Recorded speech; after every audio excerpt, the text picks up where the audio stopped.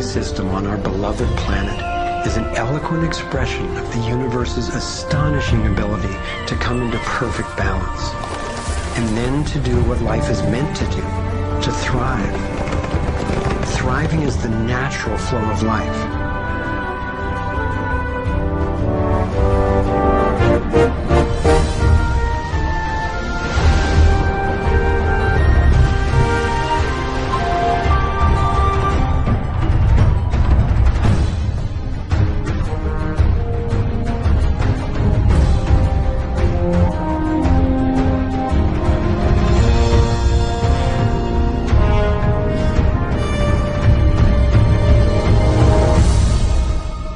Consider what is surely one of the greatest wonders of all, how a tiny egg and a single irrepressibly plucky sperm can unleash a process that brings forth in the end another one of us, a being of vast ability and unlimited potential, with a brain capable of complex and soaring self-reflection, legs made to dance and run, fingers nimble enough to weave a basket, play a violin, caress a face. If nature teaches us anything, it is that life is meant to work, and that like every living thing, our purpose is to thrive.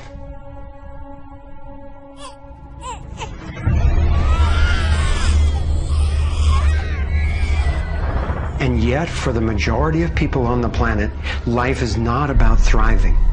It's about surviving, just trying to hang on. Is this really the best we can do? Did the universe labor for nearly 14 billion years only to bring forth a species that would end up as an enemy to life itself and to its own home? I don't think so. My name is Foster Gamble, and I have spent nearly a lifetime trying to figure out what happened. What is happening that could account for the staggering agony and deprivation on this planet? As a young man, driven by the misery I saw and by my fear for our survival, I set out on a journey, seeking to answer questions like, is it even possible for humans to thrive? If so, why aren't we? My research led me to places I never expected to go, revealing surprising discoveries that seemed unrelated at first, but which turned out to be crucially connected, as you'll see. I found a code, a pattern in nature that's been embedded in arts and icons throughout the centuries. I believe this code holds the key to a new source of clean, sustainable energy that could completely revolutionize the way all people live. I came to understand how our economic system is rigged, and I found out what we can do about it. My journey revealed ways we can claim our power to create liberating, healthy systems everywhere on Earth. I have realized that we are not a mistake, We are simply mistaken.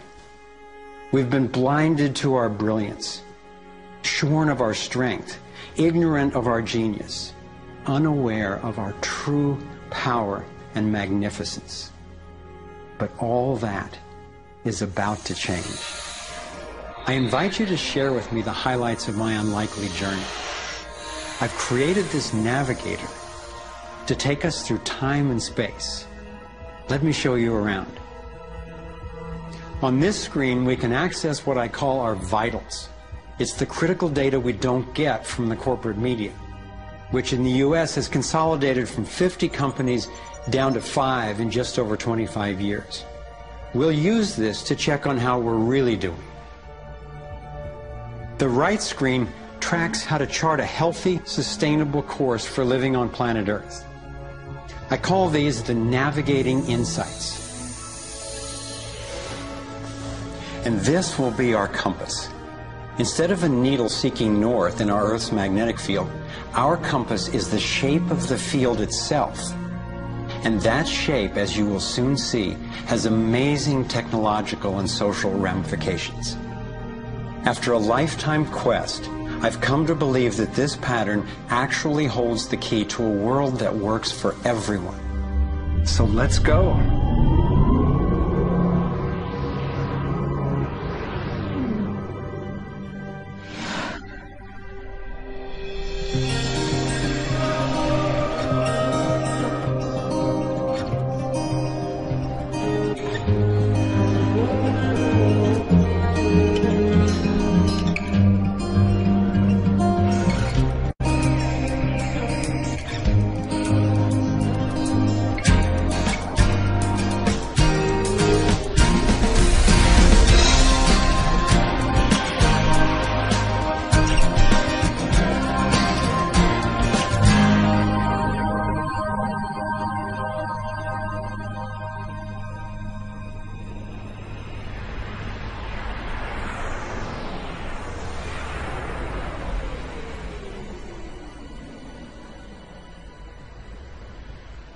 I grew up in a world of privilege and power, attending elite private schools and then Princeton University.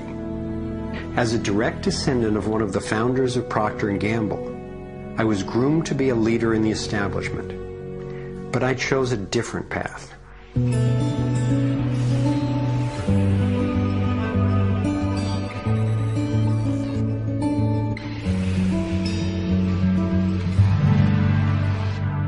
I began to wake up when I was in elementary school. Adults were teaching me that the way to protect myself from a nuclear explosion was to duck under my desk and cover my head. That's when my serious questioning began. A couple of years later, I had a direct experience of universal energy. It happened one day when I was riding on a school bus, gazing out the window. I had a vision of a whirlpool pattern, and I just knew that the flow of energy I was seeing was the same in an atom as in our entire solar system. I felt deeply that I, too, was somehow made of that same pattern. This vision was what originally got me into science, into trying to figure out how the universe works and how we humans fit into the overall pattern of life energy. Years later, I learned that the pattern I saw is known by some in the scientific world.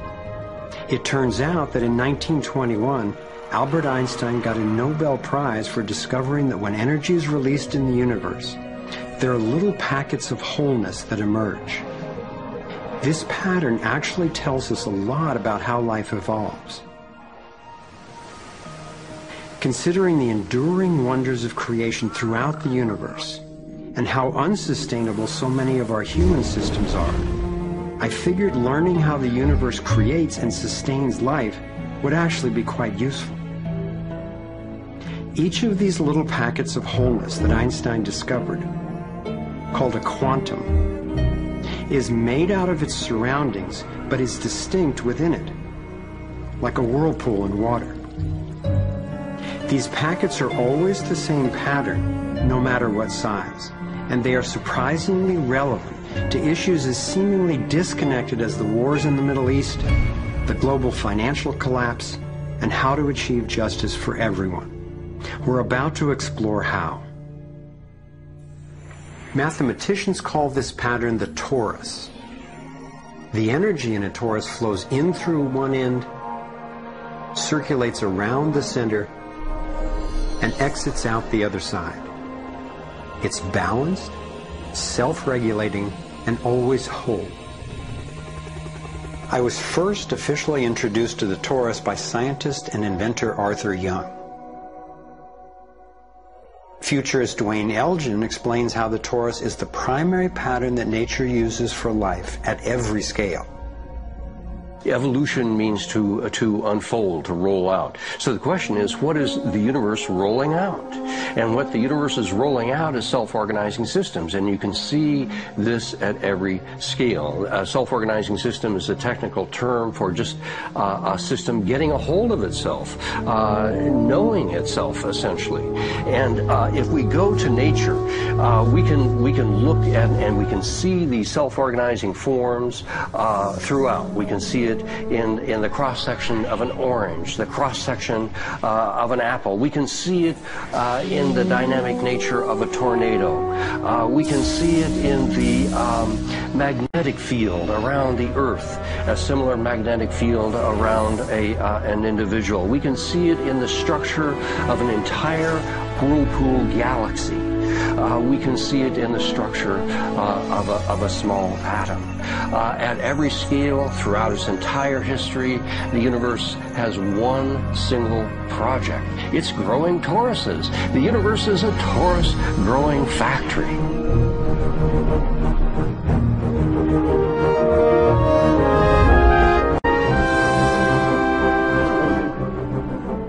These toroidal dynamics are visible at various scales.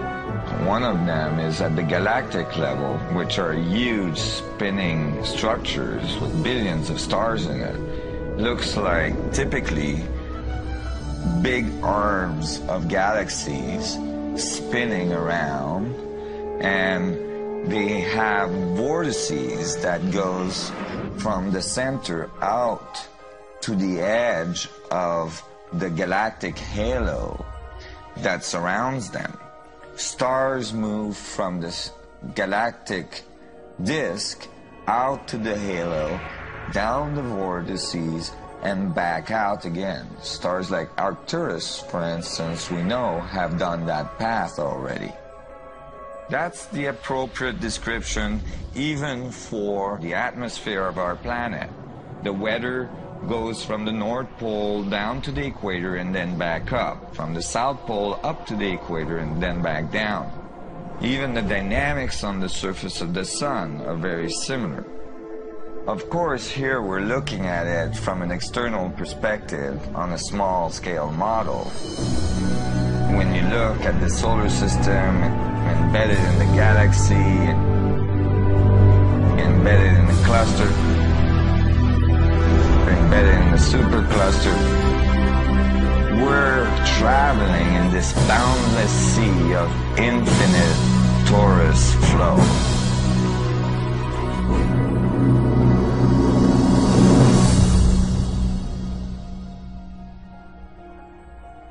The torus is like the breath of the universe. It's the form that the flow of energy takes at every scale of existence. But there's also an underlying structure in how the flow fits together, sort of like a skeleton.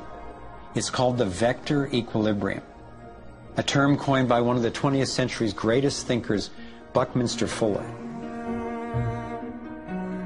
Inspired by Fuller's visionary work, I spent decades researching the dynamics of the vector equilibrium and the torus. I became so excited by the potential of the toroidal energy form that in 1997 I co-founded a multidisciplinary think tank called the Sequoia Symposium to study the pattern and explore its applications. Our collected research convinced me that the torus and the vector equilibrium are primary patterns, fundamental to the creation of the universe at all scales. At the Sequoia Symposium gatherings, I learned of inventors who claimed they were using the torus dynamic as the basis for devices that generated energy without combustion.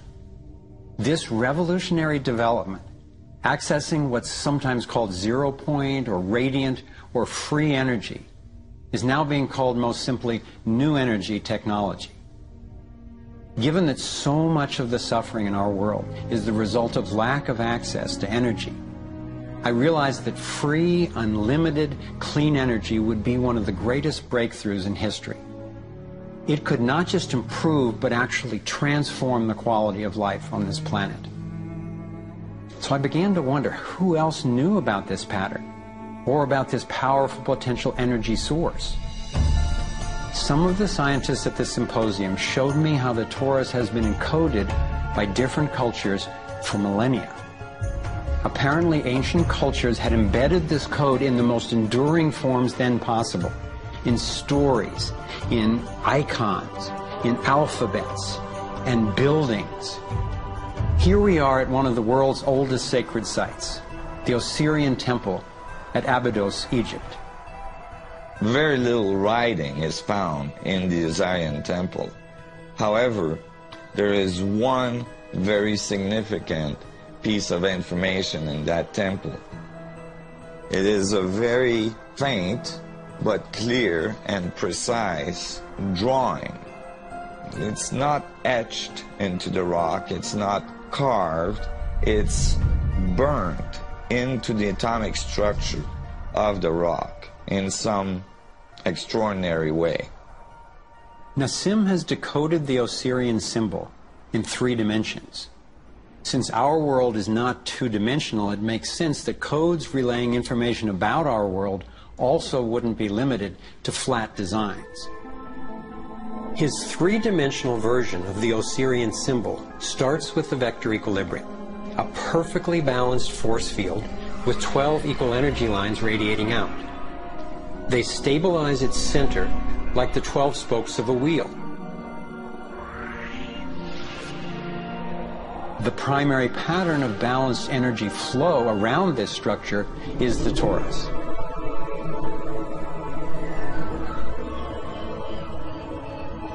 Here we expand to the next larger scale with a total of 64 pyramids called tetrahedra.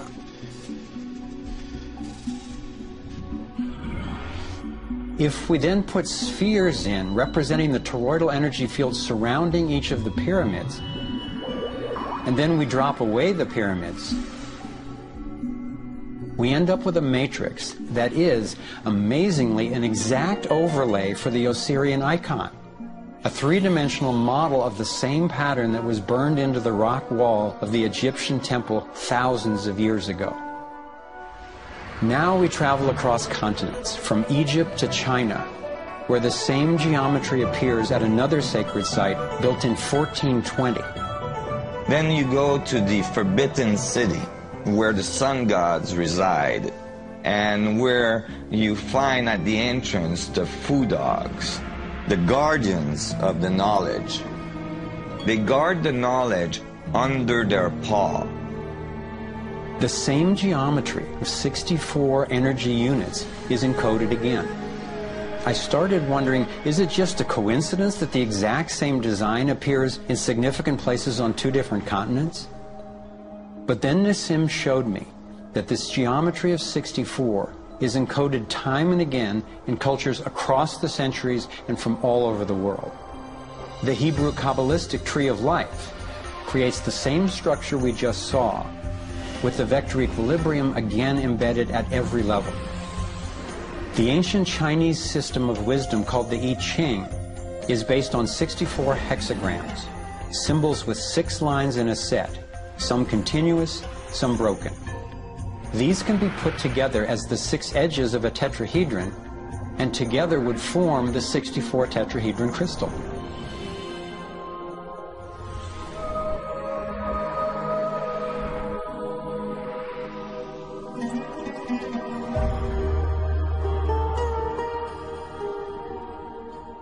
This same pattern shows up in modern scientific research. The double helix has an alphabet of 64 codons that are used to encode our human DNA.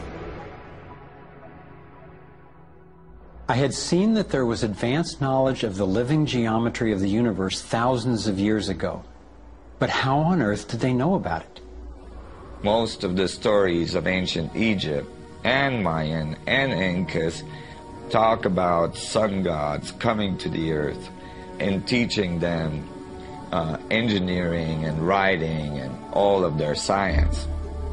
I started to wonder if all these sun gods were not advanced civilization coming from another part of our galaxy.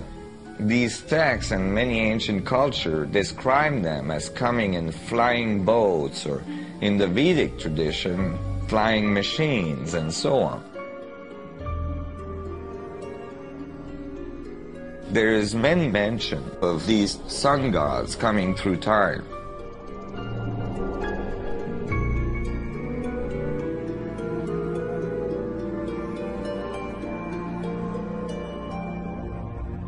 Could these early pilots from beyond our world be the ones responsible for sharing the knowledge of this code? Could they actually be tapping its power to propel themselves through the cosmos?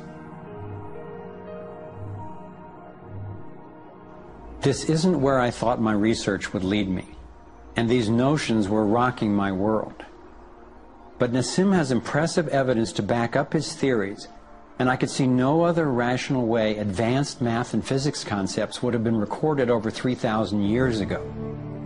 I sought out one of the most knowledgeable investigators, Dr. Stephen Greer, the founder of the Center for the Study of Extraterrestrial Intelligence. He's conducted hundreds of interviews with top-ranking government and military witnesses. And so when we talk about extraterrestrial intelligence, we're talking about civilizations that have reached the point of being sentient like we are, but whose technologies and perhaps social capabilities are such that they've been able to become interstellar or interplanetary civilizations. And when you look at the fact that the most conservative estimates are in the Milky Way galaxy that there are at least 10,000 Earth-like planets that have intelligent life on them, and that at least half of them are likely to be as advanced or more than ours. It's almost a certainty that there's intelligent life out there that have mastered the laws of the universe beyond what's currently taught at MIT and Caltech, to be able to transfer through space-time in real time through vast distances of interstellar space. We have over 4,000 cases where these objects have landed on terra firma and left physical evidence. We have over 3,500 pilot cases. We have hundreds of cases, including ones from the highest ranking investigator at the FAA, John Callahan, and numerous other operators where these objects have been tracked on radar going tens of thousands of miles per hour or dematerializing and then reappearing in another point in the sky. Yes, there have been ET visitation, there have been crashed craft, there have been material and bodies recovered. We have contact with aliens not originating from some foreign country, but from some other solar system. And I have been a party to that. There were documents that I have seen that refer to the Roosevelt having several instances of UFO flyovers, and particularly after they took on board nuclear weapons. And my SEAL told me, Jordan, this, what have you got in your log? This never happened. The crew going on duty and the crew coming off duty all saw the UFO just hovering in midair. It was a metallic circular object, and from what I understand, the missiles were all shut down. That means they went dead, and something turned those missiles off. Now, remember, all this stuff is flying at several thousand miles an hour.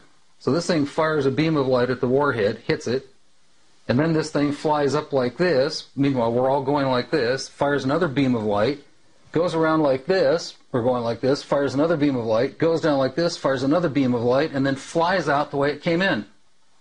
And the warhead tumbles out of space.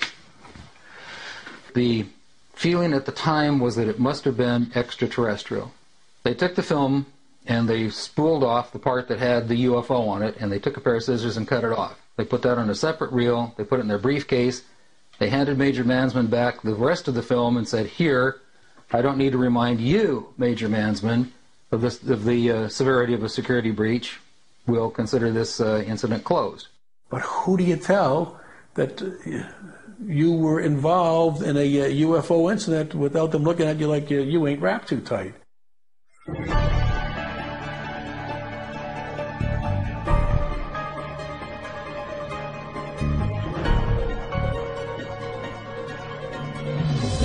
Out of all of the evidence for the existence of UFOs, one extraordinary phenomenon continues to astonish and inspire me. The appearance throughout the world of so-called crop circles. These elaborate designs appear mysteriously swirled into crops of grain in such a way that the stalks are bent over, yet remain alive. More than 5,000 of these patterns have appeared in over 30 countries, most of them in England. The media has led many people, including me at first, to write these crop patterns off as hoaxes, the nighttime work of a few pranksters. Of course, there have been faked versions, but those made by human hands are crude compared to the vast majority of these elegant creations. Could hoaxers have created all 5,000 of these patterns? Could a few people with ropes and boards have created something as complex and beautiful as this one, made in the dead of night in a driving rain and leaving no footprints in the soil? The electromagnetic field over the area where the crop's been laid down to create the image is often electrostatically charged. Some of these areas are littered with strange magnetic particles. One of the most amazing crop designs is not a circle, but a rectangle that seems to be a direct response to a message sent out into space in 1974. The message was a radio signal depicting our planet's location in our solar system and Earth's people, in hopes that it might be received and interpreted by an extraterrestrial intelligence. 27 years later, in 2001, this crop design appeared in England, along with what could be a self-portrait of the sender. This message matches the format of the NASA signal and describes a different solar system from ours, a picture of the sender, non-human DNA, and a microwave antenna they apparently used to communicate, rather than the radio antenna that we used. The antenna symbol had appeared a year earlier in exactly the same field, right next to a working radio wave antenna, like the one NASA used to send out the original signal. NASA continues to officially deny extraterrestrial contact of any kind. And yet, year after year, these spectacular creations appear.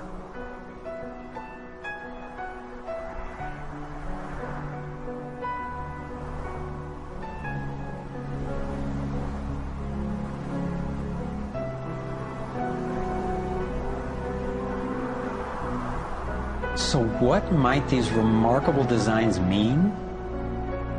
Here are some two-dimensional versions that seem to be revealing the torus in 3D.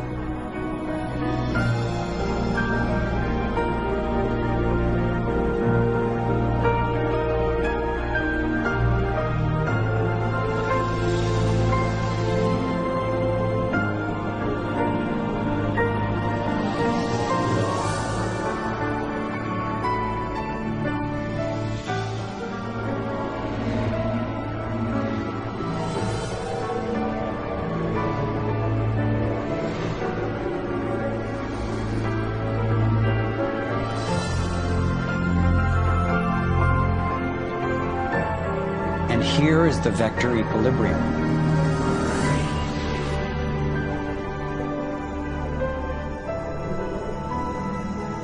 And the related pattern of 64 that we saw encoded in the arts of so many ancient cultures.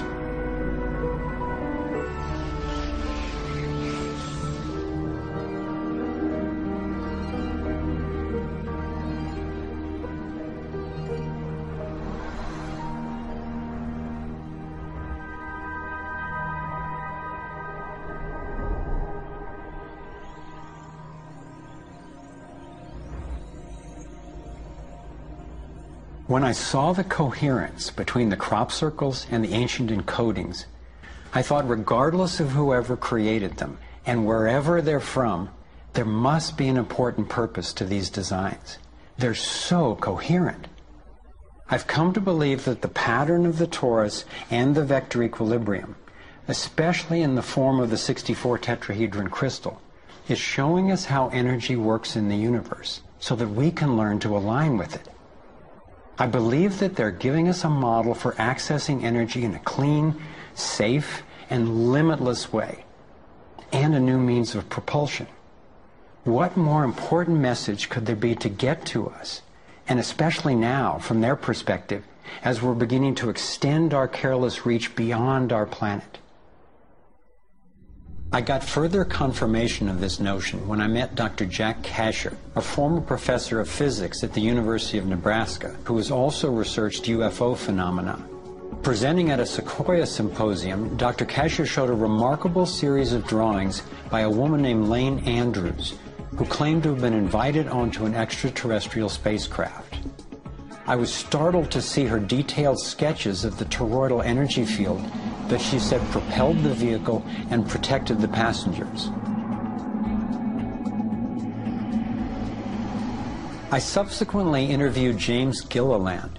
James has many hours of UFO footage from his ranch near Mount Adams in Washington State. He also claimed to have gone on board an alien spacecraft. What blew my mind was that he had never met Lane Andrews and had no knowledge of her experience, yet he described a phenomenon that was amazingly similar: numerous ships with spinning rings of light. Could it simply be coincidental that James and Lane described the same torus dynamic, and that both of these people have been harassed extensively by government and military agencies? To some, the idea of UFOs may sound crazy, and yet from another perspective, it is completely plausible. The Earth is about 4.5 billion years old. That's 4,500 million years old. What if there's another planet that's almost exactly like us? Almost exactly. 4,501 million years old. They're a million years ahead of us. And on a galactic scale, they're almost our twin brothers. So where are we going to be in a million years? We'll have solved all these problems, and there's another way, whether it's wormholes or warping space. There's got to be a way to generate energy so that you can pull it out of the vacuum. And the fact that they're here shows us that they found a way. This is a major shock to the human system that is in process.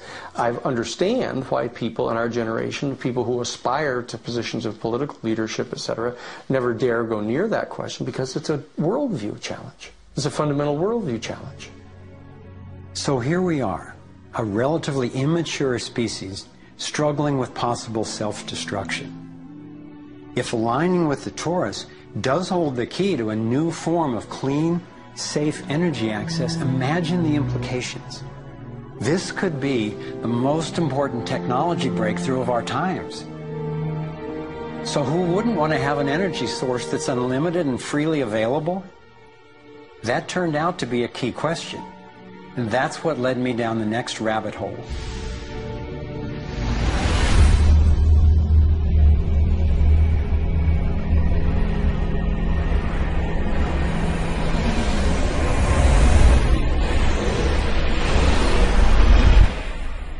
It turns out that scientists as far back as the early 1900s have been developing alternative ways to access electricity without combustion.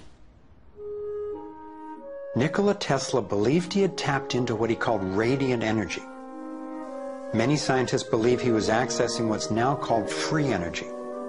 But before Tesla could finish the project, his financier, banker J.P. Morgan, who had a monopoly on the copper used for electrical lines, recognized how Tesla's invention could transmit electricity without wires. He then shut down Tesla's funding. Tesla's lab was burned down and he was ostracized, all for trying to implement his vision of unlimited energy for everyone.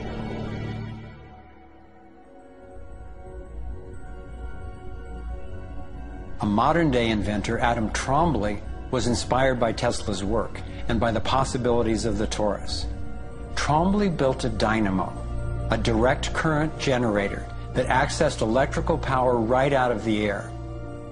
We were trying to demonstrate that by mimicking the magnetic field of a planet and rotating this device, we could actually create a dynamo that would work. And in fact, it did work, and it does work. So when we contemplate nature, when we contemplate Jupiter, or we contemplate a dynamo like the Earth rotating in space, we're basically talking about a magnet which is rotating in space.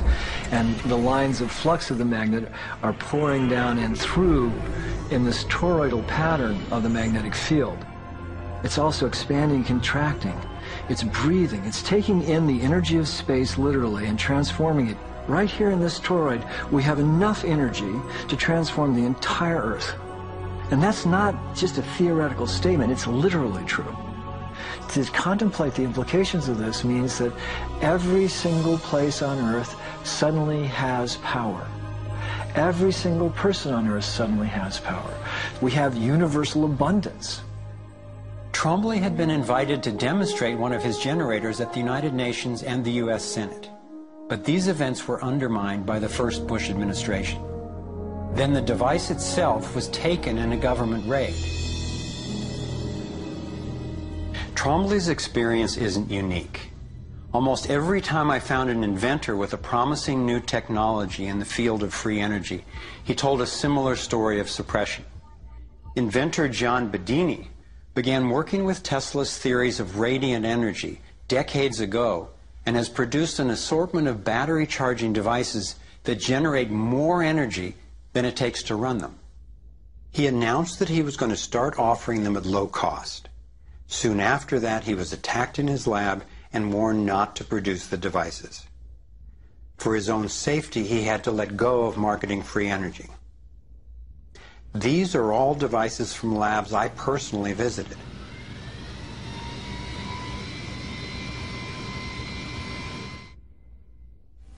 No.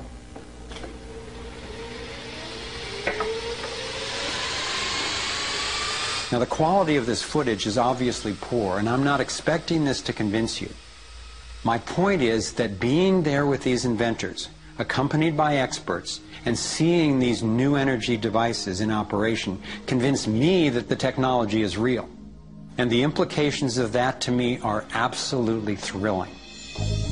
Canadian John Hutchison not only created some free energy batteries, but also used Tesla's theories to counter gravity, to make objects float. This could revolutionize the field of propulsion. His lab was raided and equipment was taken by police and government officials in 1978, 1989, and again in 2000.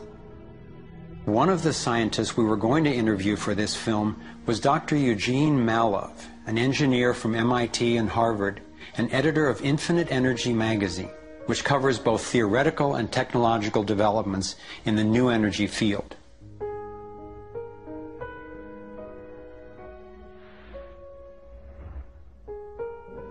Dr. Malov was mysteriously beaten to death in 2004. If these inventors were all hoaxers and charlatans, I wondered, why are they being suppressed so consistently and so brutally? I asked free energy inventor Adam Trombley why he thought this technology was being suppressed, and if the UFO phenomenon was related.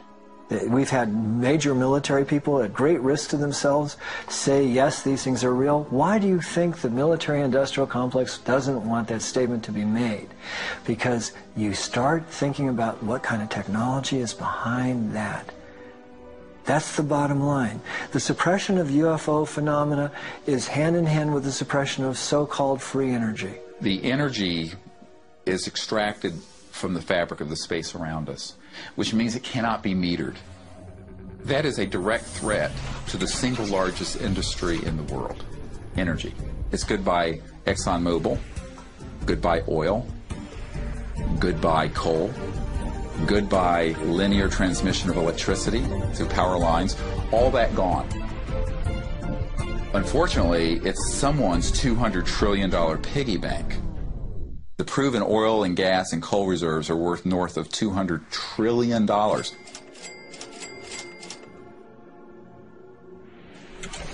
This information coming out would completely change geopolitical power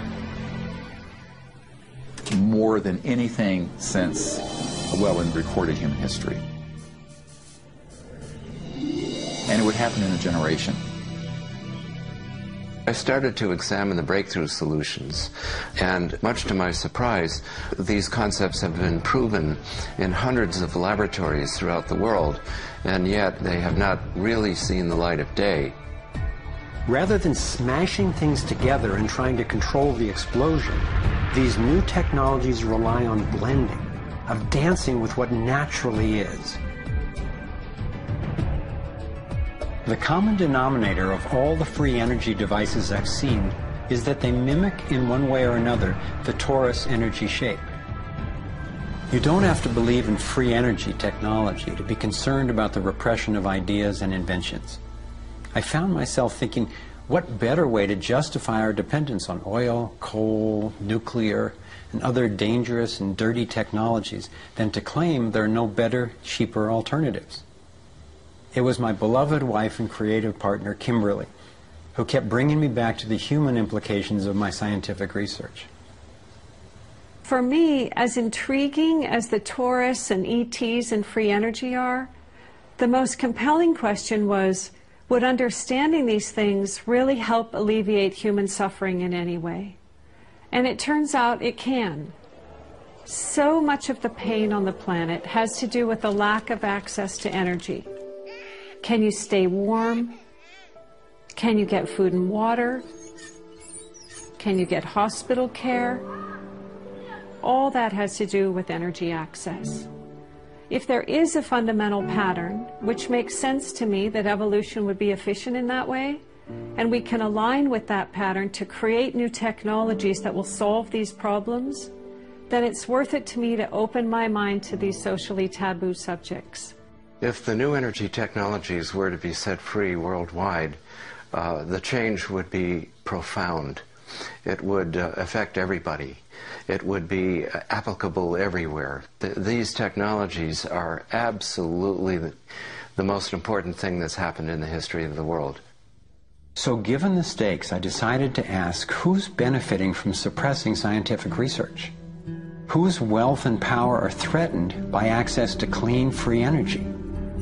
Who has a motive to set up a world where so few have so much and so many have so little? As an independent researcher, I followed one of the cardinal rules of investigative journalism. If a story doesn't make sense, follow the money.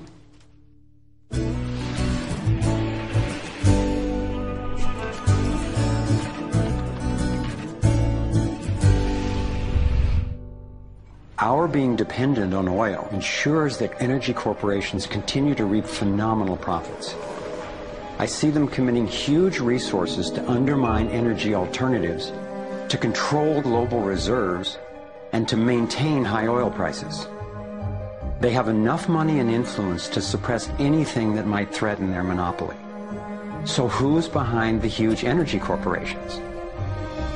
The Rockefellers' oil empire got started in 1870 when John D. Rockefeller founded Standard Oil and became America's first billionaire.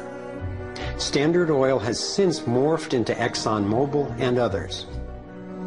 And the Rockefellers control our food as well. They were primarily responsible for the global shift to large-scale petroleum-based agriculture. I remember the so-called Green Revolution of the 1960s and 70s. Like most people, I thought it was a great thing. It was, however, based on the planting of huge plots with a single crop using vast amounts of oil-based fertilizers, herbicides, and pesticides. The Green Revolution was the brainchild of the Rockefeller Foundation's Natural Science Division in partnership with large agricultural corporations. Petroleum-based agriculture provided vast new profits for the oil industry, but never lived up to its promises of ending hunger and promoting health. The Green Revolution did at first increase productivity because every bit of soil was being used for immediate production. But its true costs can now be seen. Taxpayers pay billions in subsidies to giant agribusiness corporations. Small family farms have all but disappeared. Biodiversity is destroyed. Toxic chemicals poison farm workers and pollute the land, water, and our food supply, endangering the health of us all. As of 2010, approximately 1 in every 7 people worldwide did not have enough to eat. The giant corporations who had brought us chemicals for chemical industrial agriculture, and they were talking about 3 instruments to consolidate the food chain. The first was genetic engineering as a way of control. The second was patenting seed and patenting life as a way of control, declaring seed to be private property, treating the saving of seed by farmers as a crime, as a theft of intellectual property. And the third was so-called free trade treaties that would rob ordinary people, farmers, growers, of their freedom to save seed. The design of terminator technology to create sterile seed in order to impose even more dependence of humanity on a handful of corporations is the ultimate step in this. We are, through what we are doing with seed, literally for the first time, creating a new colonization, which I call the colonization of the future.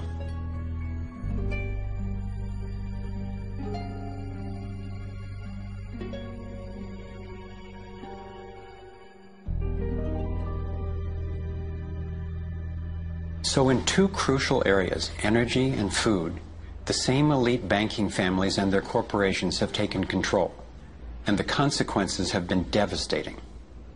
For me, it was overwhelming at first to discover such a monopoly of influence, but I knew it was important. Like learning you have a tough but treatable disease. It helps to understand what's causing it and how it operates if the goal is to cure it. So I continued my investigation.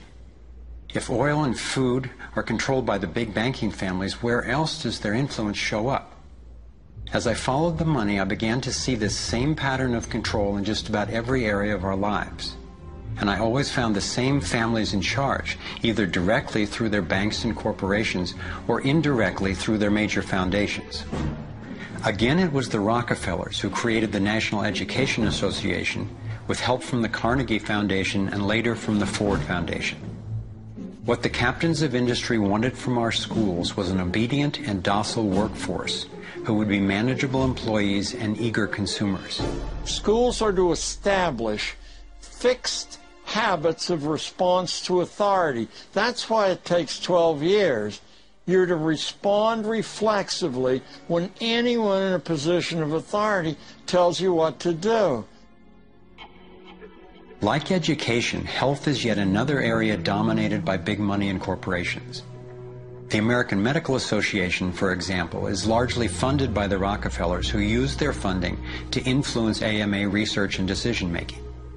The average MD in 4 years of medical school takes 1 course in nutrition, 2.5 hours in many cases, and the materials used, the curriculum materials, are supplied by the National Dairy Council and the National Livestock and Meat Board and other industries, including the Sugar Association, with products to sell that actually undermine our health in the first place. Unfortunately, the way the system of medicine is set up, medical education is primarily funded by pharmaceutical companies. So there's a motive to make and sell as many drugs as possible. It's also a very time-effective way of making money for the physician, for the pharmaceutical company, for the whole medical establishment. But it's really perpetuating the problems it was meant to alleviate. Side effects may include nausea, dry mouth, and constipation. Decreases in white blood cells, which can be serious. Sexual side effects, diarrhea, nausea, and sleepiness. Can lead to coma or death. How far will these forces go to make a profit? Would they actually suppress cures for diseases the way they've suppressed free energy technology? Sadly, my research has shown me the answer is yes. One well-documented example is the case of Dr. Royal Rife. In the 1920s, Dr. Rife invented the most advanced microscopes of his time. He also developed a new technique he called coordinative resonance, which was apparently able to destroy cancerous tumors as well as viruses. In 1934, in clinical trials affiliated with the University of Southern California, Rife's treatment was tested on 16 terminally ill cancer patients. Within 3 months, they were all successfully cured. Soon after, a lab testing Rife's technology was burned down and a frivolous lawsuit was filed. Through the efforts of Morris Fishbein, head of the Journal of the American Medical Association, Rife was essentially shut down and ruined, his brilliant and promising work all but forgotten. It was really hard for me to consider that someone might actually be suppressing cures. And cancer has run through my family like a raging river. I found out that it's all about patents. If a pharmaceutical company can patent and make money from treatment, especially one that we have to keep on using, then that's what we get. Otherwise, we don't even hear about it. It's not just Rife who got shut down. Reen Case had an old Indian Ojibwe formula that was effective. Harry Hoxsey and Max Gerson had natural remedies that worked. But you know, if you go and you look them up, the AMA makes them sound like complete quacks.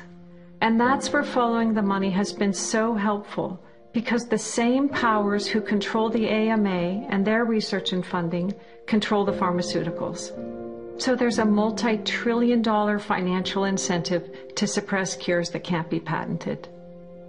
Knowing that cures exist has not taken away the anguish I feel from losing so many people I love to cancer.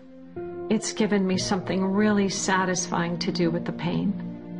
And I believe when we take the love and devotion that we have for everyone who's died and who will die unnecessarily, and direct it to developing and getting these cures out to people who need them, we can break this cancer legacy and heal.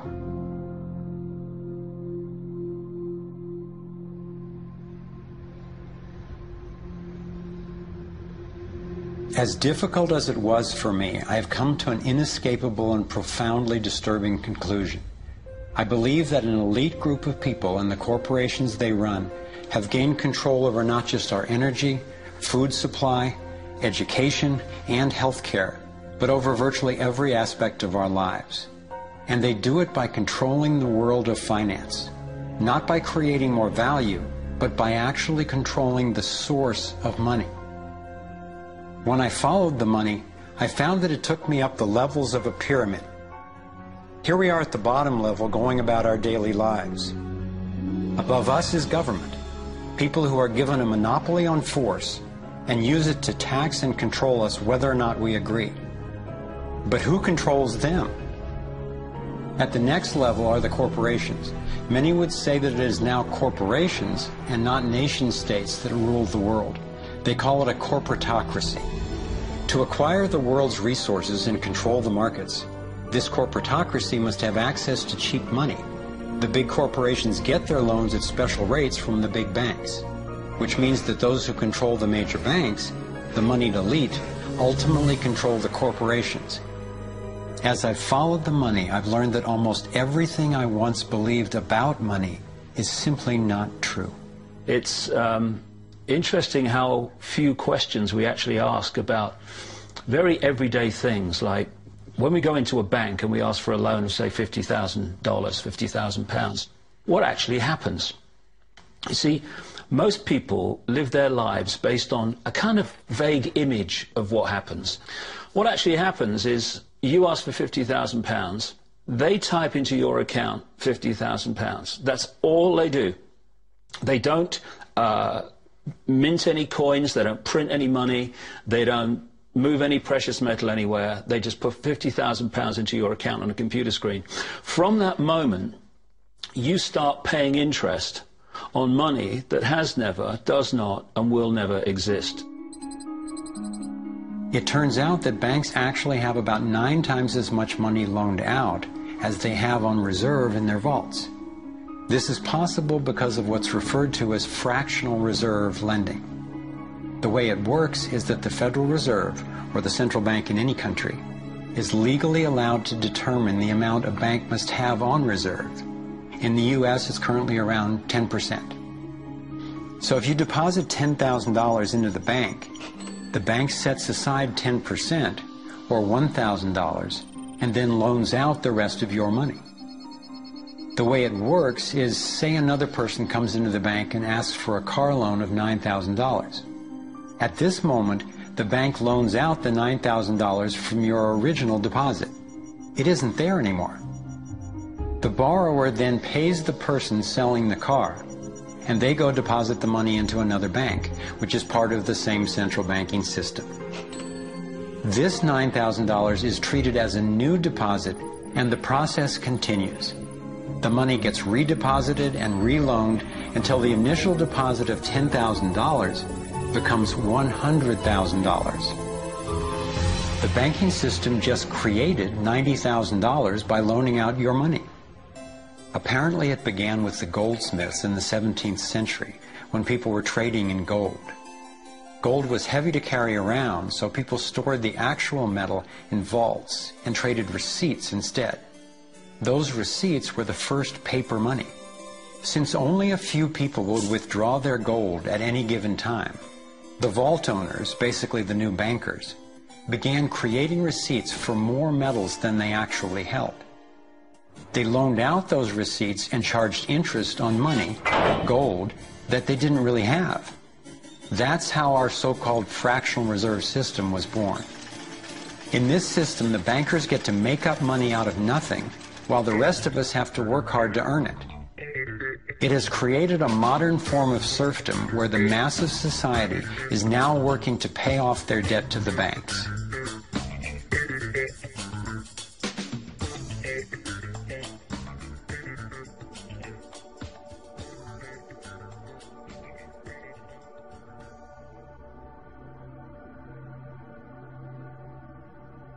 Under this fractional reserve scheme, we inevitably become debt slaves to a ruling class of financial elite, not because they are better or smarter than anyone else, but because they have rigged the system to benefit themselves at the expense of most people on the planet. Catherine Austin Fitts is an expert on this issue. She was an Assistant Secretary of Housing and Urban Development under President George Bush Sr., and then an advisor to the Clinton administration. Let's set up a game of Monopoly and you want to buy Park Place. What I can continually do is just print money, give myself more money, lower the value of your money by printing more. No matter how hardworking you are or how successful you are, I can always end up buying you for free. So how come if you or I make up money, it's called counterfeiting, but if the banks do it, it's increasing the money supply? How did the banks get this power? This is Jekyll Island, where in 1910, representatives from the Rockefellers, Rothschilds, Morgans, and other private bankers gathered, secretly, to draft the legislation that would create the Federal Reserve. Ed Griffin literally wrote the book on what happened at Jekyll Island. Central banks are banking cartels which have gone into partnership with the respective governments in the countries where they operate. And they've been given monopolistic power over the creation of the nation's money supply. That's what the politicians handed to them as a gift, you might say, for the partnership. Now, in return, what did the bankers do for the politicians? They promised to create money out of nothing, now that they've got this legal power to do it anytime the government needs it. And since 2008, we've witnessed the greatest fake money printing run in recorded history. This financial sleight of hand disguises the costs, hides who's to blame, and leaves us as debt slaves working to pay off the bill. I found it revealing that in the same year the Federal Reserve was founded, 1913, the Internal Revenue Service was also established. An income tax was then instigated so you and I would have to pay the politicians' debt plus interest to the bankers. The problem is we have a privately owned central bank system in the United States disguised as a government-owned system. Now, if you look in the telephone book here in the Washington, D.C. area, you look up for Federal Reserve in the blue government pages, it's not there. It's in the white pages right next to Federal Express. It's a privately owned central bank. What is the proper relationship, what should be the proper relationship between a chairman of the Fed and a president of the United States? Well, first of all, the Federal Reserve is an independent agency, and that means basically that there is no other agency of government which can overrule actions that we take. There is no other agency of government which can overrule actions that we take. We have a private bank that prints money on behalf of the Treasury. The Federal Reserve prints money on a debt-based system which creates scarcity. But it puts a group of insiders in a position of having access to all the data about the economy when we don't. So you have a small group of bankers who understand the data on how the money works in the economy, and it gives them the ability to print money in a way that the insiders are protected and everybody else is drained. Catherine went on to compare a healthy economy to a vibrant torus, balanced, freely flowing, and energized throughout, in contrast to what's happening in our current economy. What you have is a system that's very dynamic, and it's trying to optimize. But intertwined in the core of it, you have a tapeworm. The way a tapeworm works in your body is it injects a chemical into your body that makes you crave what's good for the tapeworm and bad for you.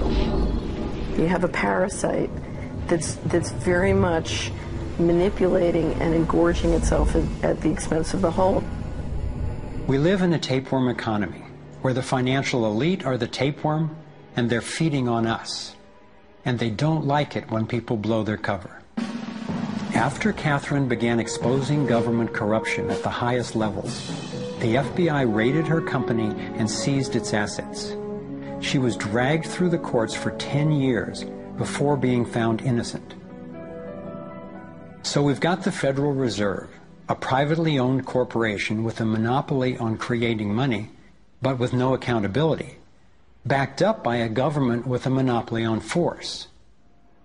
The country got sold on the Fed as an institution that would help stabilize the economy and remain independent of politics. But in fact, in close to a century of existence, the Federal Reserve has done just the opposite. Since they took charge, we've been robbed through inflation, and the purchasing power of the dollar has declined more than 96%. And the wealth gap makes it clear most of the money is going to a very few.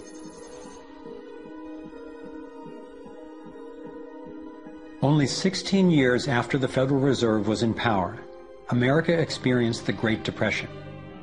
My research revealed that before the big crash in 1929, the elite bankers pulled their money out of the stock market. After the crash, they used that money to buy up cheap stocks and smaller failing banks for pennies on the dollar. Among the bankers who consolidated their wealth this way were the Rothschilds, Rockefellers, and Morgans. A similar scenario played out in the 2008 financial collapse, with the same bankers benefiting. In the years leading up to the collapse, the biggest banks, including Bank of America, Citigroup, and Chase, controlled by the Rothschilds, Rockefellers, and Morgans, were bundling and trading bad loans that they knew would eventually fail. It's like putting rotten oranges in a box and selling them as grade AAA. The bundlers of the debt knew it was only a matter of time before someone would open that box and see that the content was worthless, since they were the ones who packed the boxes in the first place. When the rotten oranges, what we hear about as unsound loans, derivatives, and credit default swaps, were finally discovered, everyone was impacted. People lost their homes, their jobs, their businesses, and their retirements. Meanwhile, the biggest banks who created the problem in the first place were the ones who got bailed out. Why's that? Why would the Federal Reserve give trillions to the banks, even though the majority of Americans were against bailing them out? And why not help those most in need rather than the perpetrators of the financial collapse? My research led me to believe that the same people who created the Federal Reserve, the Rothschilds, the Rockefellers, and the Morgans, still control it, and they use this scheme to bail themselves out at our expense. Many of the banks created are still the most powerful lobby on Capitol Hill, and they, frankly, own the place. I'm convinced that the near collapse of the economy in 2008 resulted from an orchestrated pump-and-dump scheme designed and executed by the big bankers to consolidate wealth and power. David Icke explains how he sees the Federal Reserve rigging the so-called business cycles. Stage one, it's like throwing a fishing line out. Stage one, you put lots of money, units of exchange, into circulation. You do this by pushing interest rates down, by making lots of loans. This is the part of the cycle we call a boom. Because there's lots of units of exchange in circulation, there's lots of money changing hands. That generates lots of economic activity. That generates jobs. And as more and more money is spent, there's more demand. So companies take out more loans of fresh air money to increase their production. People get confident in their everyday lives. Hey, you know, I work for this company, they've got lots of orders, it's really going great, my job's safe, I tell you what, we can have a bigger house. Then they start to change it. What they do is they pull the fishing line in. They push interest rates up. Now, fewer people, are taking out loans, and they make the criteria for having a loan from the bank stronger anyway. And also, now, as interest rates have gone up, a larger part of people's income is going to pay back the extra interest and not being circulated in buying things. Suddenly, there's nothing like as much money in circulation, and therefore, fewer things are being bought. Companies start to go down in terms of their profits, they start to shed jobs, and they start to go out of business. People lose their jobs, they can't pay the mortgage anymore of the big house they took out in the good times. Now what the banks are doing is starting to reel the fishing line in, because as they go bankrupt, companies and individuals, the banks get the real wealth, the property, the land, the resources that they had signed to them for lending merely figures on a screen. Now this economic cycle of fishing line out, fishing line back, lots of units in circulation, pull them in, has been going on for centuries. And what it's done, it's stolen and accumulated the real wealth of the world in the hands of the few.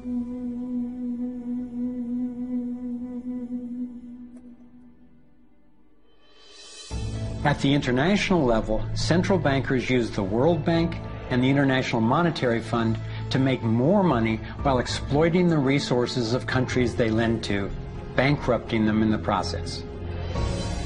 The central bank of central banks is the Rothschild-created Bank for International Settlements.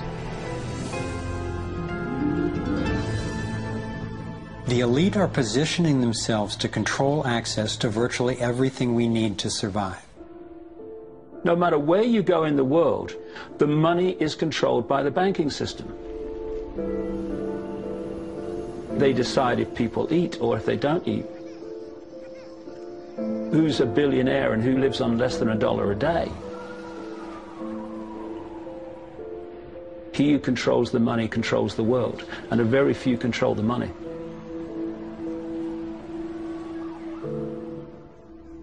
At this point, my view of the world had been turned upside down. I was struggling with the realization that the failure and suffering of so many is actually success and fulfillment for a few. The elite central bankers who fooled the world into letting them create money. They already have vast fortunes, so what is their end game? What is their ultimate agenda?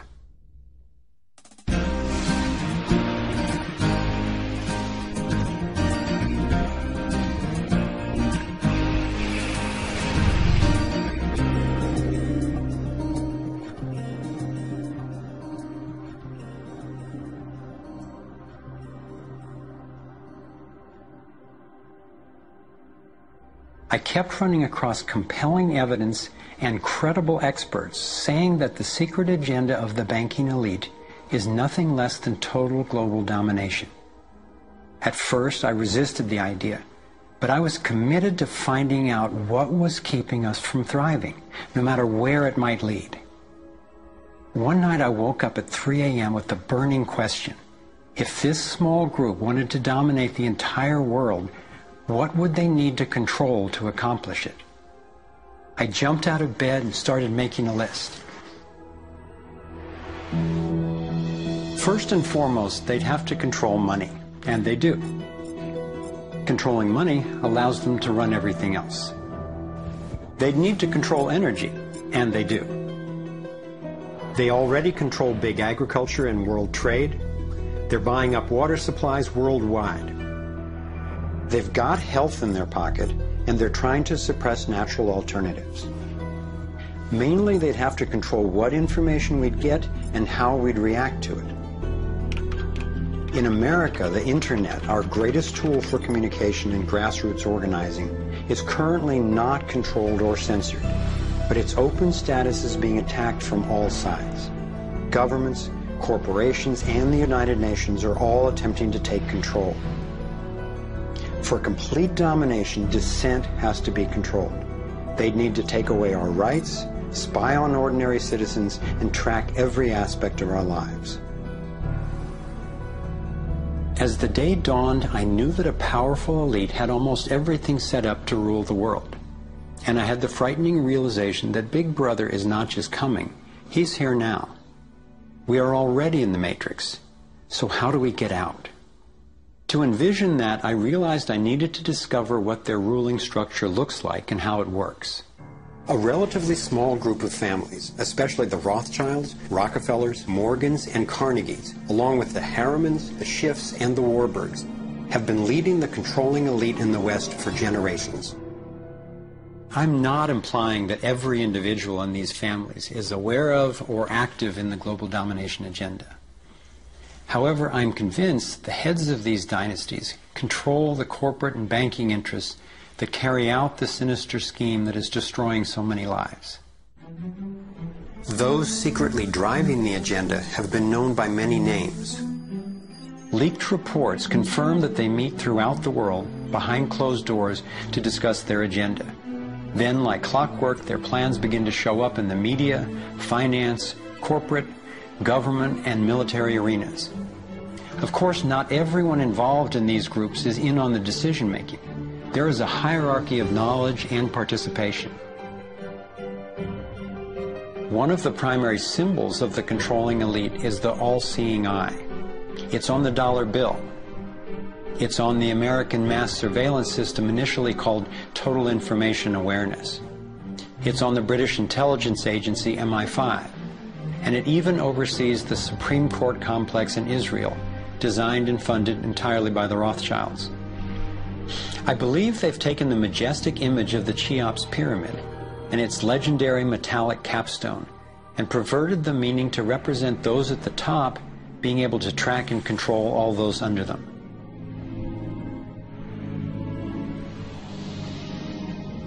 One of the painful ways this information has been used is by people who want to promote anti-Semitism. They wrongly call this a Jewish agenda and continue the ongoing racism that undermines and destroys so many lives. Let me be clear, this is definitely not a Jewish agenda. It's been documented that central bankers even funded both sides of World War II, as well as some of the corporations associated with Hitler's atrocities against the Jews.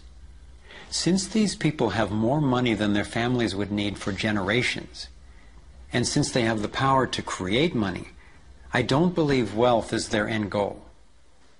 After you have all the material things that you could possibly want in life, what is left to excite you? And for many people, the answer is power, global power. They became intellectually elite. They began to think that they had a plan that was better than anybody else's plan. They got the idea that freedom is dangerous. If you give people freedom, you know what? They're probably not going to use it wisely like we think they should. We are smarter than they are. And for their own good, we should rule them. As I came to accept the idea of a ruling elite planning for total global domination, I began to hear these same people actually talking more boldly and publicly about it, only they call it the New World Order. When we are successful, and we will be, we have a real chance at this New World Order. It is a new world order with significantly different and radically new challenges. A new world order can be created. It's a great opportunity.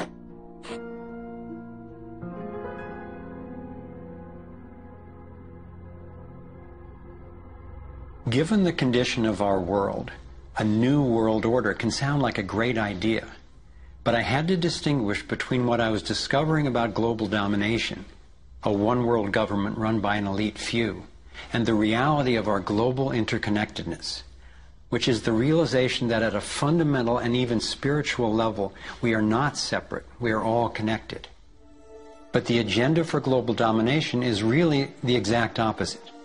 It's a divide and conquer strategy to keep us all pitted against each other, thinking that it's the Democrats or Republicans, the liberals or conservatives who are the problem, when both parties are ultimately serving the same plan. I believe we're heading toward a totalitarian world authority, actually a military dictatorship, run by a tiny elite who have all the power and make all the rules. If they succeed, there'll be nowhere to run, nowhere to hide.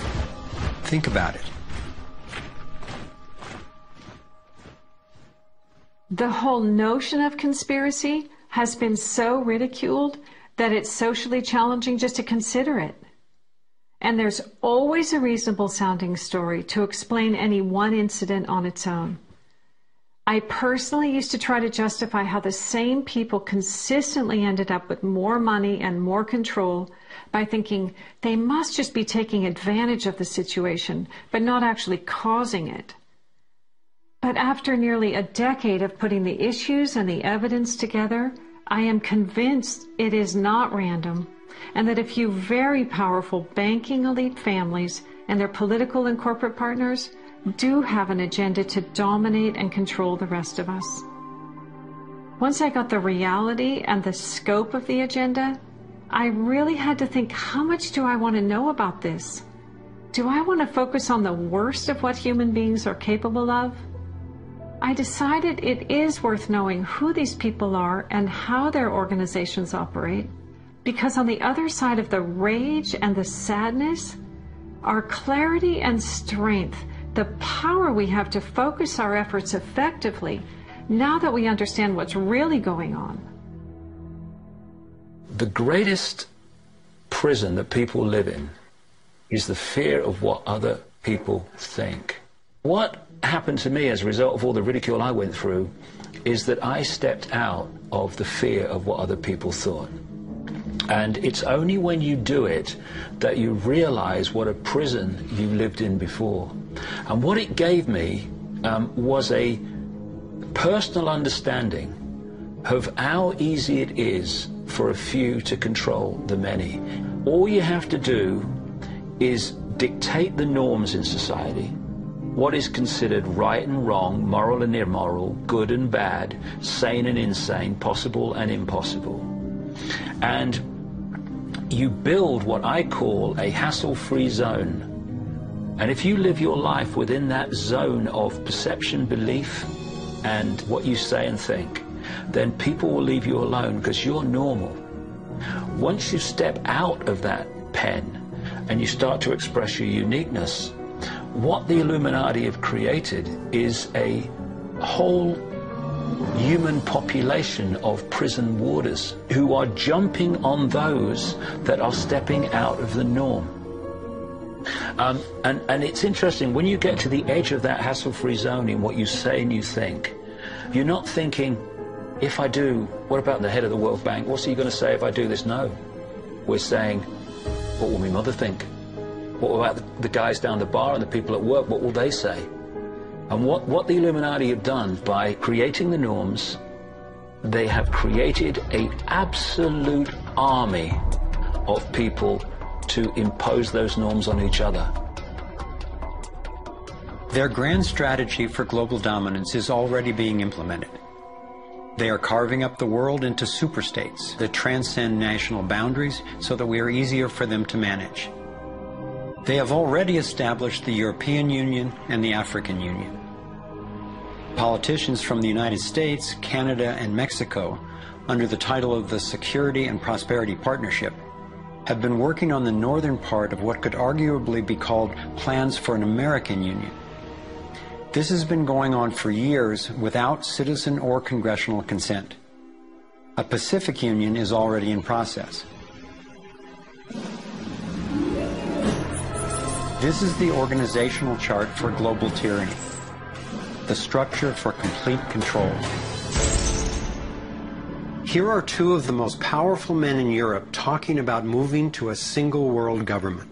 It is extremely important that we, in this new ownership of global governance, have, particularly on both sides of the Atlantic, the implementation of the same rules in the same fashion.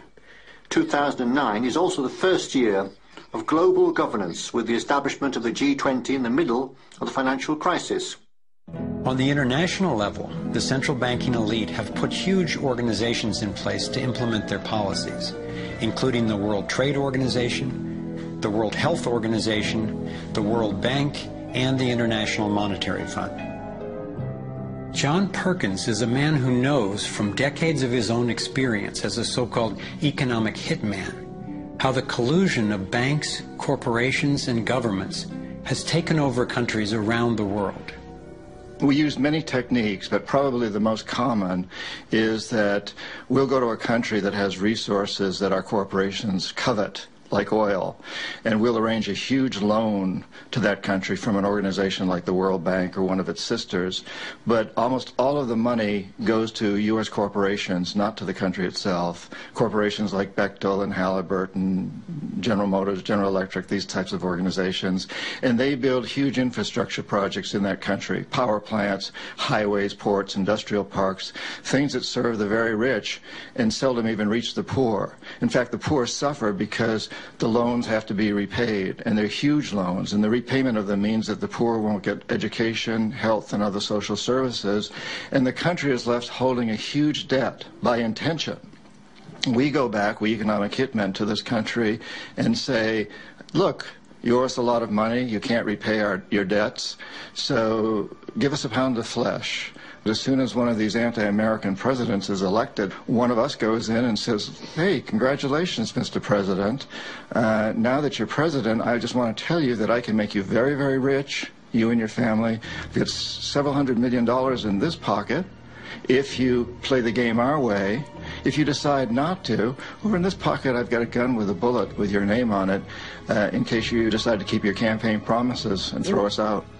Sell our oil companies your oil real cheap, or vote with us at the next UN vote, or send troops in support of ours to someplace in the world such as Iraq.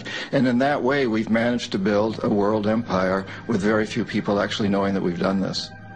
Like many people, I thought a conspiracy for global domination could not really work because basically people are just not that competent. I thought there's no way they could pull off such a scheme at the necessary level of control and secrecy. One of the false hopes is this is all happening because government is incompetent, and it's a giant mistake, and people really don't know. And of course, that's great air cover for the fact that the system really does know where it's going, and it's going where it wants to go, and it's being successful at it.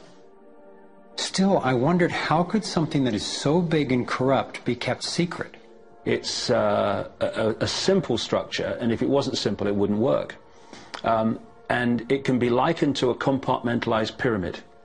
If you look at any organization today, no matter whether it's a transnational corporation, a university, a government, a secret society, they're all structured as a pyramid.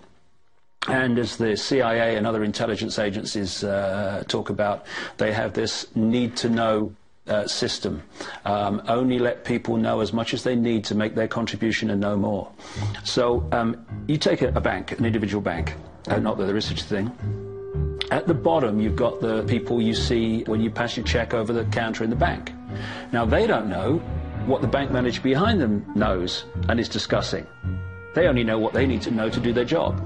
The bank manager in the office behind them, he doesn't know or she doesn't know what's happening at the next level, and they don't know what's happening at the next level. And eventually you've got a tiny few people at the peak of the pyramid of that banking structure. They're the only ones that know what the real agenda of the bank is and what the direction is that they're going and why.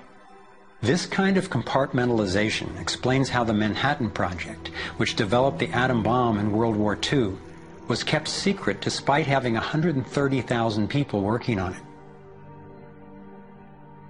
When I first let in the scale and the intentions of the agenda, I felt like I had the flu for about 2 weeks. But then it dawned on me. Here was this well-planned, well-orchestrated attempt to squelch human potential, and still our brilliance shines through. Even though we've been systematically distracted and repressed, people have come up with innovative, ingenious solutions to a huge number of the problems that we face. It's not our fault that we didn't recognize how organized and intentional this scheme is. It's our challenge.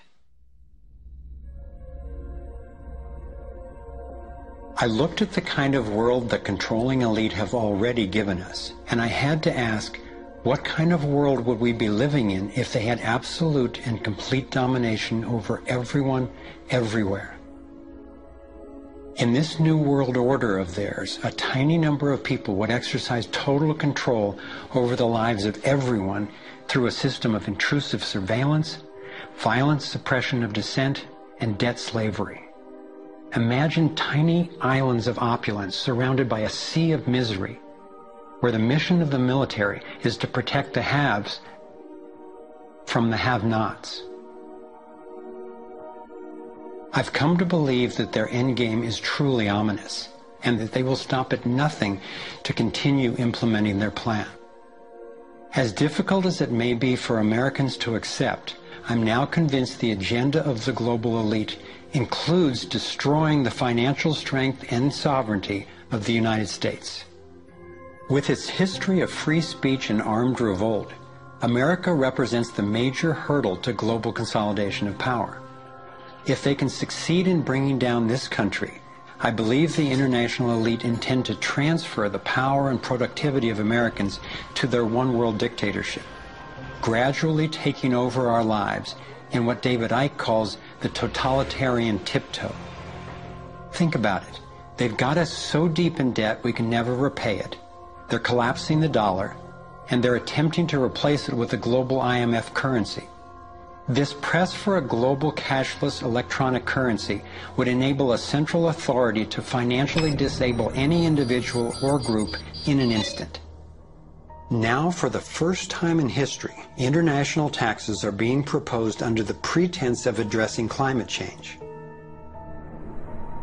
Like a Trojan horse, the suggested treaty unveiled at the 2009 Copenhagen Climate Conference appealed to our concern for the environment while distracting us from the fact that this unprecedented carbon tax would be paid to the World Bank and enforced by global police. There are ways to address our obvious need to curtail pollution without creating a tax base for tyranny. You want to change society in a way that you know that if you do it openly, you know you're going to get an adverse reaction. So you don't do it openly. You play problem, reaction, solution. Stage one, you create a problem. It could be a terrorist bomb, it could be a 9/11, it could be a run on a currency, it could be a stock market collapse, a government collapse. You tell the people your version of A, who did it, and B, why. And at this point, problem, reaction, solution would fall down if we had a media that was in any way related to journalism. Instead, the mainstream media is a public relations office for the official version of events. Turns out President George W. Bush was right about Saddam Hussein hiding weapons of mass destruction. The virtually only way or source of information that the public have about this event is from the mainstream media. And what they're looking at stage two of problem, reaction, solution is the reaction of outrage, of key fear and they want the public to say to the government, something must be done, this can't go on, what are you going to do about it? And this allows stage 3, which is those who've created the problem, glean that public reaction with a false story, to then openly offer the solutions to the problems they have themselves created. The idea of using tragedy, manufactured or simply utilized, was deeply significant in my finally understanding how far these people will go to achieve their goals. It's a documented fact that we entered the Vietnam War under false pretenses. Former Secretary of Defense Robert McNamara has acknowledged that the attack on a ship in the Gulf of Tonkin didn't actually take place. Our judgment that we'd been attacked that day was wrong. It didn't happen.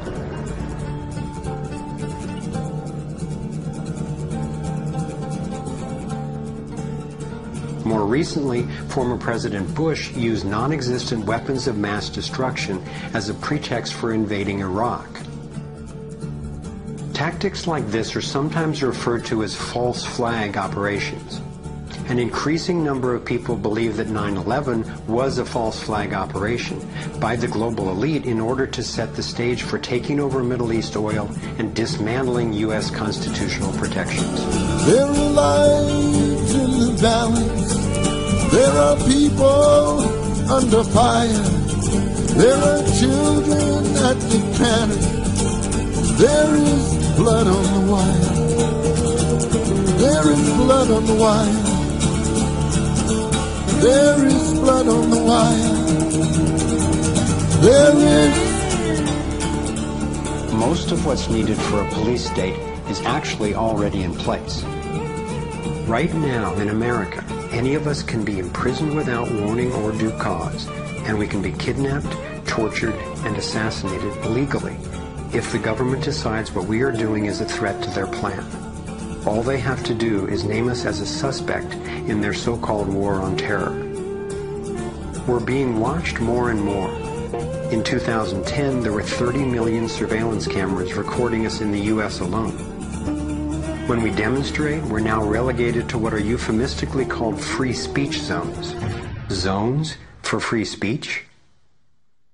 Every phone call and email we send is collected and archived and can be inspected at any time.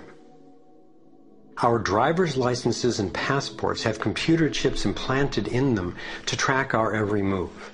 And now hospital patients are getting these same chips implanted under their skin. In fact, it was Procter & Gamble who developed these chips, initially for tracking their products. It's always offered as a way to help, but even an assistant director of Central Intelligence has admitted it's an entry point to getting all of us chipped for better tracking and control. These would-be controllers, through the U.S. Space Command, have outlined a plan called full spectrum dominance. Sophisticated satellite surveillance, as well as directed energy and laser weapons, which are already developed, have the ability to target dissenters anywhere on Earth. I believe they are also trying to ensure they can deal effectively with any resistance.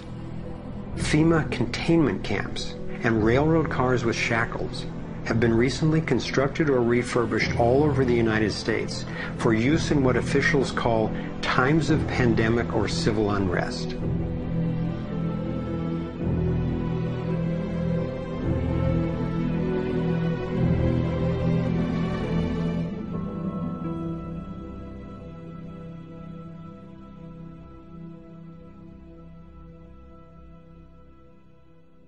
There's one more brutal realization about the global domination agenda that I need to share. This was a horrible one for me to grasp, but without it, this inquiry would be dangerously incomplete, and our solution strategies would be inadequately informed. In my research, I came across convincing evidence that their plan actually includes the elimination of the majority of the world's population. As sick as it sounds, it makes sense that they would be better positioned to succeed in their quest for absolute control if there are fewer of us to manage. Every time I've thought they wouldn't do that, I discovered I was wrong. I found startling documentation that eugenics is one of the core pillars of their plan. Eugenics is the practice where some people get to decide who's worthy to breed and who's not. Sterilization is one of the many insidious ways this covert plan is being implemented. In 1904, the Carnegies funded the first eugenics laboratory in Cold Spring Harbor, Long Island. The Rockefellers funded involuntary sterilization of people of color through their eugenics programs and funded the Kaiser Wilhelm Institute in Germany to further the racial supremacy agenda later adopted by Hitler. In 2007, the U.S. Department of Agriculture and Homeland Security funded a proposed project to aerial spray over 7 million people in urban areas of Northern California. After citizens organized against the plan, officials were forced to reveal that the spray included multiple toxins that can cause disease and disrupt the reproductive cycle. Fortunately, civil resistance stopped the project. The U.S. government has been caught over 30 times covertly experimenting with toxic chemicals on its own citizens, from soldiers, prisoners, and Native American reservations to entire towns and counties. Mass covert sterilization of women and girls, usually using secret additives to vaccines, has been exposed in Brazil, Puerto Rico, Nicaragua, Mexico, and the Philippines. These have been under the auspices of such programs as John D. Rockefeller's Population Council, the U.S. Department of Health, Education, and Welfare, where Nelson Rockefeller was Undersecretary, and the Rockefeller-founded World Health Organization. Novartis and Syngenta, in cooperation with the U.S. Department of Agriculture and the Department of Defense, have field-tested a spermicidal strain of GMO corn that would render male consumers infertile. This was quietly announced as a contribution to the world overpopulation problem. The list goes on and on. Right now, global human fertility is plunging. I'm convinced that this is no accident. For me, being willing to consider and research a direct depopulation agenda was critical to my getting the whole picture and to generating responses that could be sufficient to the task we face. I know this may sound crazy, but imagine that it's 1932 and we're in Germany. If I told you that in the next decade millions of people would be exterminated, you would say impossible. No one would do such a thing.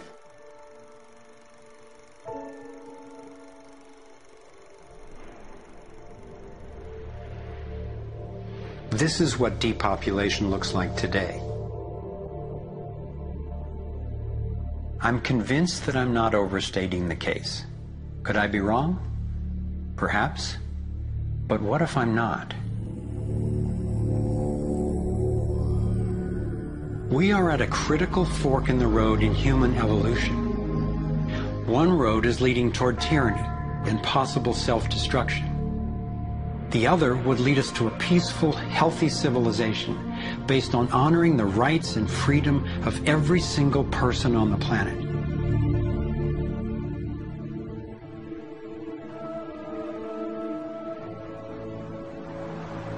To set off in this new direction, it's up to you and me to clear that road. The time has come to say, enough. There is another way. I believe that together we have the knowledge, the resources, and the solutions to meet that challenge.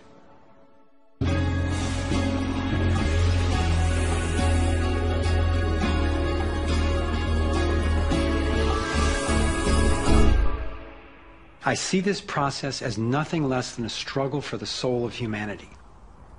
It begins with a shift in worldview, answering the question, who are we really? What is human nature? Are we humans what the elite would have us believe? Stupid, greedy creatures who, if left to our own devices, would devolve into violence and chaos, and so for our own good must be ruled over by a self-appointed elite? Or are we naturally caring and creative?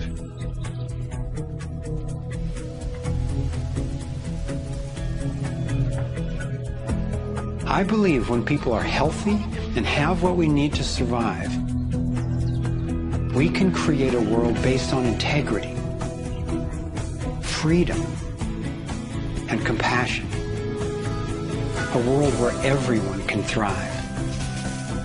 Which of these two views will shape our future? That's our choice now. The agenda of the ruling elite is the product of a destructive worldview, based on their beliefs that there's not enough to go around, that some people are more deserving than others, and that their own safety depends on maintaining absolute control over the rest of us. In short, their worldview is based on scarcity and fear. But as powerful as they are, the architects of the New World Order cannot create their dreadful vision without our collusion. To stop them, to render their agenda obsolete, we have to wake up. We have to take action. This is like the last effort of a particular phase of civilization. It's its last gasp, really, and I often use the metaphor of the caterpillar becoming the butterfly, because the caterpillar crunches its way through the ecosystem. It's very destructive. It eats 300 times its weight in a day until it's so bloated that it hangs itself up and goes to sleep, and its skin turns into a hardened chrysalis. And then in its body you get these imaginal cells, biologists actually call them that, forming within the caterpillar's body. The caterpillar's body then actually becomes a nutritive soup for those cells. But what's important about that metaphor is that the old and the new coexist for a while. And it's the job of the caterpillar to preserve its life. It's a desperate government that we have now trying to control oil in the Middle East and wanting now to promote nuclear energy and all these things that they know better, but they have to play out the role of protecting themselves. It's their job. And if you love butterflies, you don't go around stepping on caterpillars. So we can't hate them. It doesn't do any good. But if you want alternative energy, you don't ask an oil economy administration to produce it for you. We have to produce it. We imaginal cells have to show that it's cheaper, more efficient, and more effective. Our job is to build a new world. If we had the vision and a worldview that says our crisis is a birth and everybody's needed and everybody will have more of what they truly want, you could turn this desperate world into a renaissance of human creativity and love. It may seem that the controlling elite has all the cards, but we have many advantages of our own. First, let's talk numbers. Very few people are consciously perpetrating the domination agenda. Most of those helping to implement the plan don't understand the full picture of what they're a part of. By my calculations, we outnumber the actual architects of the plan by more than 1,000,000 to 1 in the U.S. alone. Entrepreneur and environmentalist Paul Hawken estimates that there are now well over 1 million organizations in the world that work towards social and environmental justice, comprising the largest social movement in the history of humankind. This movement, when connected electronically, could become a network of networks that will be the most powerful activist force for change ever.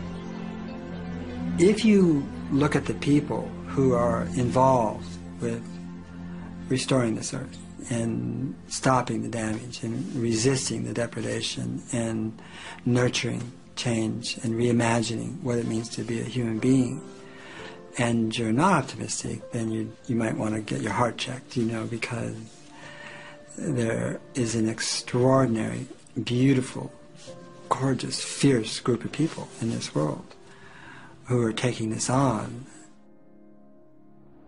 The second important advantage for us is that all the power centers that the elite control require our participation.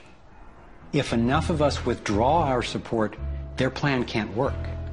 This is true of the central banks, the military, the corporate media, the government, and more. And following the models of Mahatma Gandhi and Martin Luther King Jr., we have the power of nonviolent non-participation. It takes tremendous energy, resources, and deception to try to dominate the lives of others. In moving toward freedom, on the other hand, we have on our side the evolutionary life force and what Gandhi called satyagraha, the simple power of truth. In India, we have thousands of villages which are now freedom zones. So we will not accept patenting. We will not cooperate with it, just like Gandhi did not cooperate with salt laws. We will not allow chemicals and genetically engineered crops to enter our ecosystems because they threaten this biodiversity. And this freedom movement, which is a freedom movement for all species, not just for individual humans, is something that's growing so fast and is reflected in the movement for GMO-free zones in Europe. I turn my back and there's another 1,000 GMO-free zones.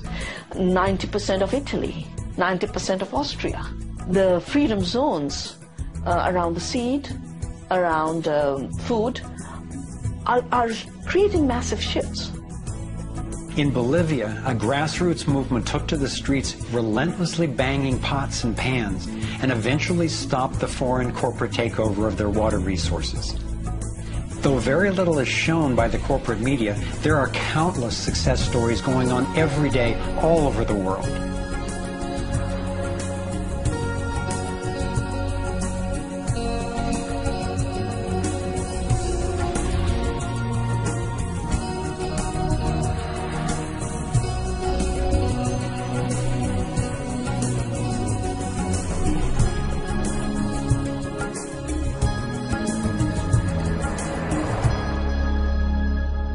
I wasn't willing to make this film until I knew there were responses that are a match for the crisis.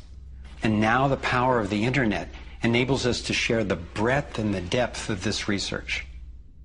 We've spent years creating a vast website, thrivemovement.com, that brings it all together and makes the information and what we can do about it accessible to everyone. Here you have your very own navigator module to go deeper into the main subjects covered in the film: code, problem, and solutions. You can study strategies and tactics and connect with others to take high-leverage actions. Every fact stated in this film has been independently verified, and the reference is on our website. This sector navigator facilitates whole systems thinking that recognizes that actions in one area impact all the others. The center of the sector navigator is worldview, because it determines how we experience everything that happens within and around us. In every sector, you'll find critical issues, resources, group strategies, and individual actions to peacefully and productively affect real change. Our resource tree will link you to the people, organizations, and media that we most recommend to help you get more fully educated and engaged. I was encouraged to find that there are a minimum number of actions which, working together, can tip the scales. It's not endless. Once we see the big picture, we'll look at what each of us can do to help accomplish it. Let's take a look at the strategic antidotes to their economic domination. We need to stop any more bailouts of banks or corporations, dismantle the Federal Reserve, withdraw taxpayer support from central banking agencies such as the IMF and World Bank, allow development of alternative currencies and independent banks, and refuse international taxes. My main emphasis is on solutions in the U.S., because that's what I know best. But just as the predicament is global, so are the principles on which the solution strategies are based. Here are some tactical actions that we can take as individuals that don't take much time or money to make a real difference right now. Get informed, speak up, and connect with others. Bank locally. When we move our money out of the big centralized banks and into locally owned banks and credit unions, we defund the problem and fund the solution all in one move. Buy and invest responsibly. Every dollar you spend sends a message. Join the movement to audit and end the Federal Reserve. It's robbing us. Join a coalition to keep the internet fair and open. Don't let anybody take control over it. Support independent media. Get your information from diverse sources and think about who's funding the news you get. support organic, non-GMO farming. Join movements to bring about honest elections, including traceable paper ballots and campaign finance reform. Congress can only be accountable to us when corporations stop funding them. Advocate for renewable and new energy technology. Bring the conversation about free energy out into the open. It will transform the power dynamic on this planet faster than anything in recorded history. Sign up for critical mass actions. It's a strategy to leverage our power by waiting until a huge number of us agree to participate before taking an action. Imagine 1 million of us acting in unison. Then again, imagine even more.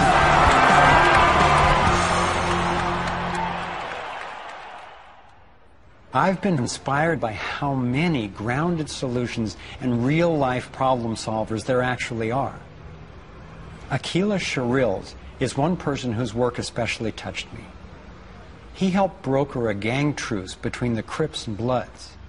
One of the things that we discovered in the process of waging peace in the neighborhood was that conflict is healthy. You know, it's unresolved conflict that actually leads to violence. When we first launched the peace treaty, we had a lot of success in our first year. Gang homicides dropped 44% in the neighborhood based upon our actions. Aquila describes what happened when two rival gang leaders finally met after the truce. The brother came up to him and told him, man, look, I know you got some hard feelings for me. You know, maybe I got some hard feelings for you. He said, but because of this truce, man, he said, I'm willing to put all of that to the side. And he stuck out his hand. He hugged him and he said he closed his eyes because he was preparing for a sharp, a knife to enter his back. He was waiting for for a bullet, to be shot into his stomach. But he said after a few moments, he held that embrace. He realized that, that it was genuine. I believe that having a clear picture of our potential is as important as uncovering what stands in its way. So I want to take you to a possible world of the future. It's a world the elite would have you believe is an impossible pipe dream, but I'm convinced it's a world that is utterly within our grasp. We can create a world where people can thrive, where we can feel safe and secure. The air, water, and food are clean. A world where communities are capable of producing their own energy and food, and trade is open and fair. Rather than focusing on punishment, instead justice restores lives and losses. Insurance pays doctors to keep people healthy. Education is voluntary, serving the needs of individuals instead of corporations. We get honest feedback from independent media. There are no subsidies and no bailouts. Imagine that with an honest money system, little or no taxes, and low electric and fuel bills, you would have the money to pay off your home and car and be free to save and invest. You would enjoy more wealth, freedom, and security, all while working the same or probably less. Let's say I started a mutual fund for my neighborhood, and all the neighbors had stock, okay? And so they healed the environment, and their stock went up in value. So instead of getting drained financially, they're making money. They're making money from things that make their kids safer and prevent the planet from dying. So you kind of have your cake and eat it too. Instead of working all week to make money and then coming home and trying to save the planet on the weekends, you can spend Monday through Friday making money saving the planet and then, go to the beach. This vision of a thriving world is based on what could be called the liberty perspective. There is a simple principle that underlies this approach: non-violation. Nobody gets to violate you or your property, and you don't get to violate anyone else, except in genuine self-defense. This is the one rule I've found that every single person agrees with, at least for themselves. I believe that non-violation is the true north of humanity's moral compass and our core navigating insight.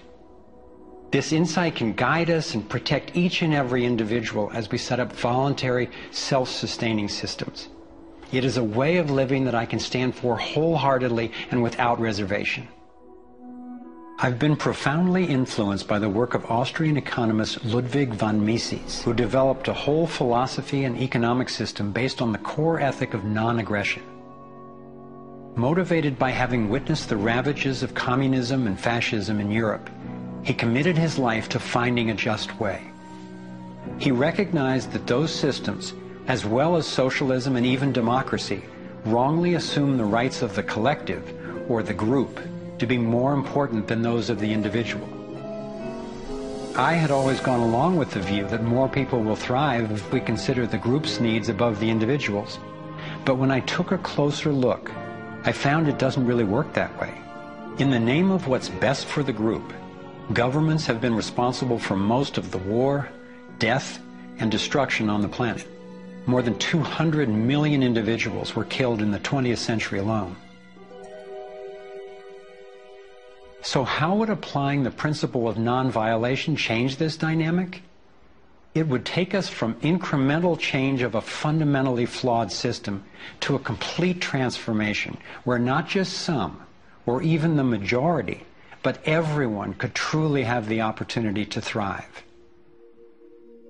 In order to implement the principle of non-violation, it makes sense to me to honestly re-examine our past, because it doesn't work to try to build a healthy living system on top of an unhealthy one. We have to go back to the most fundamental acts of injustice upon which the country was founded, in the seizure of the lands of the people and the slaughter of their women and children, and the rendering destitute most of the remnants of these people is such a grievous wrong that we believe that we have to deal with that, to come to grips with that in a fundamental way, understanding that they're not wrongs that were done and completed 150 years ago. They're wrongs that are continued every single day. So you have, through the history of North America and the United States, over 500 treaties signed with indigenous nations where every single one of them now has been violated. You have, in fact, a tremendous amount of wealth having been generated from indigenous people's lands and resources, and billions of dollars every year still being generated by corporations and European nations based on the continued exploitation of indigenous people's lands and resources. If we didn't have large corporations, if we didn't have Western governments defining how you and I were to relate to each other, living here in North America now together, how would we relate to one another? How would we make it different? It's going to take time and courageous effort to shift the consciousness and accomplish the tasks that will move us toward the world I'm talking about. And yet I know of no greater gift that we could give to future generations. We can't do everything at once. I envision 3 overlapping stages of the solutions process. In stage 1, we bring as much integrity as possible to our current systems. If we cut the U.S. military budget in half, it would still roughly equal the defense spending of the entire rest of the world. Between that and getting rid of the Federal Reserve, over $1 trillion a year would be freed, enough to feed everyone on our planet, deal with social issues, and heal our environment. Many people believe that widespread starvation and poverty are inevitable, but compared to war, eliminating poverty and restoring the environment are cheap. According to Lester Brown's Earth Policy Institute, it would take under $200 billion a year to restore the Earth's environment and meet global social goals. But this stage isn't the end goal of the liberty perspective. While stage 1 has a lot of the compassion typically associated with a liberal Democrat agenda, stage 2 reflects much of the wisdom of the traditional conservative worldview. In stage 2, we shrink government's role to protecting individual liberty and stewarding things we share in common, like ecosystems and the airwaves we use to communicate. As the system gains integrity and we move to sound currency, people will have enough money to have more control over everything that affects them. Stage 3 grows out of the increasing freedom that people gain in stages 1 and 2. as they have more money and more time. There is no involuntary tax and therefore no involuntary governance. There's no monopoly on force. There are rules, but no rulers. Rigorously protecting individual rights turns out to be key for honoring our interdependence. We can be distinct and unified at the same time. As utopian as this can sound at first, I've been thrilled to see how much practical thinking has been done to deal with tough issues like healthcare, crime, and education. These three stages validate the best of both the liberal and conservative perspectives that have divided us for so long, and then reconcile them at a new level, around non-violation, a core ethic we all share. Stage 3 honors human incentive and finally includes the rights of not just many, not just most, but everyone. The Torus provides a template for a society based on integrity and wholeness. It conserves what's working. It has built-in feedback so it can self-correct and innovate to maintain balance. We can apply these and other features of the Torus dynamic to our human social systems. I truly believe that aligning consciously with the fundamental life energy pattern at every level, physical, emotional, mental, interpersonal, and environmental, is ultimately the art, the science, and the celebration of love. And that's what we're here to learn. The fundamental insight of our interconnectedness changed the way I approach everything. In my own life, I found a practical expression of this philosophy in the modern, nonviolent martial art of Aikido. It offers powerful guidance on how to respond effectively and non-aggressively to the global domination agenda. Morihei Ueshiba, its founder, taught that to practice Aikido one must mimic the movements of atoms and galaxies. Just as free energy technology blends with the toroidal pattern to access unlimited power, Aikido, the way of harmony, blends with the energy of an attacker, redirecting it to peaceful resolution.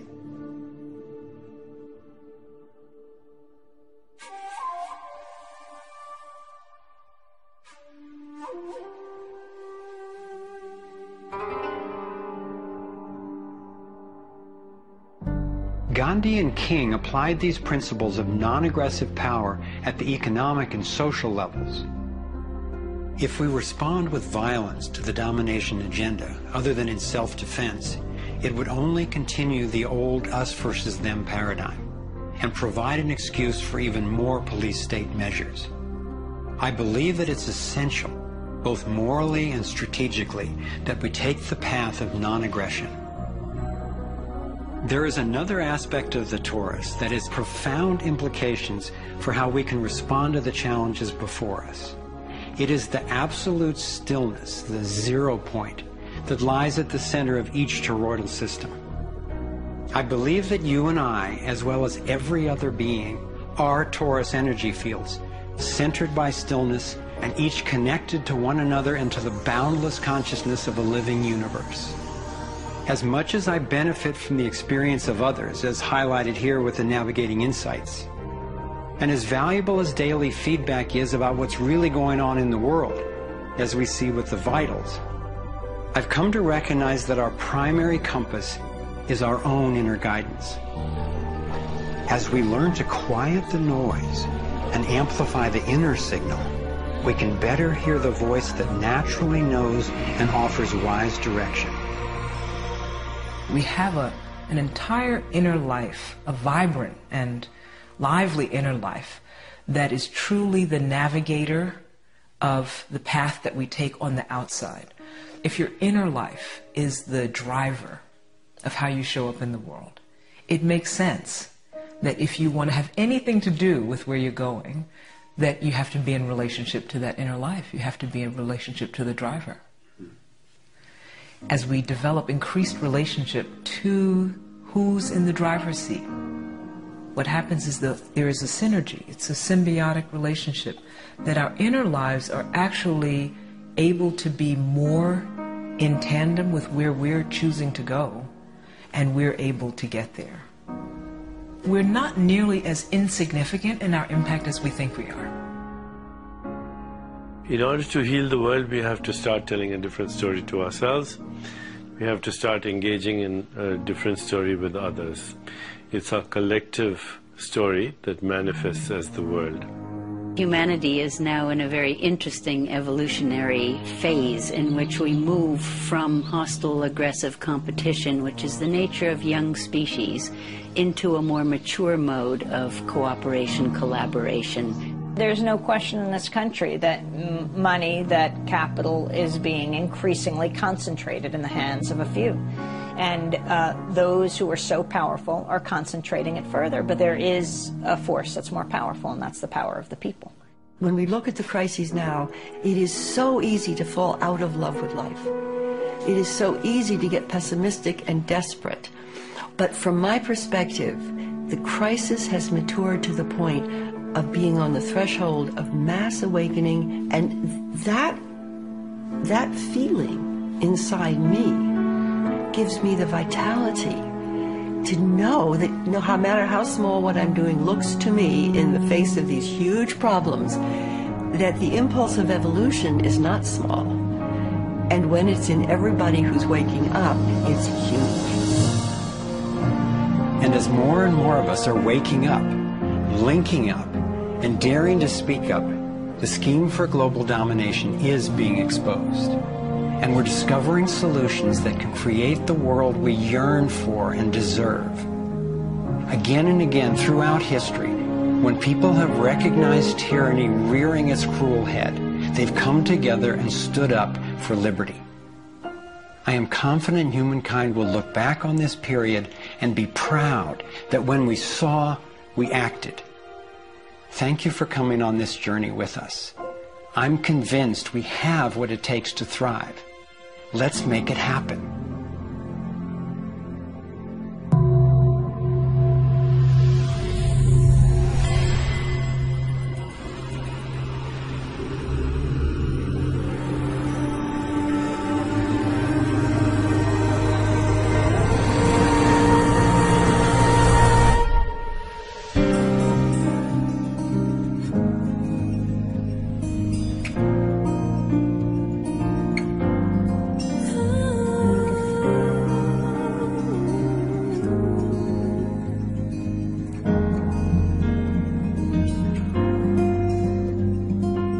Cycles repeating, the earth is speaking, saying time has come. Wake up from this nightmare of life. So many shattered lives reaching out, crying, crying out for freedom, crying out for love. Carried by the current, till we stand side by side on the brink of a brand new dawn. We come together while the waters rise. There's a stirring deep inside, deep inside. We come together to stand up for our lives. What on earth does it take to thrive? While we've been sleeping, our hearts were beating.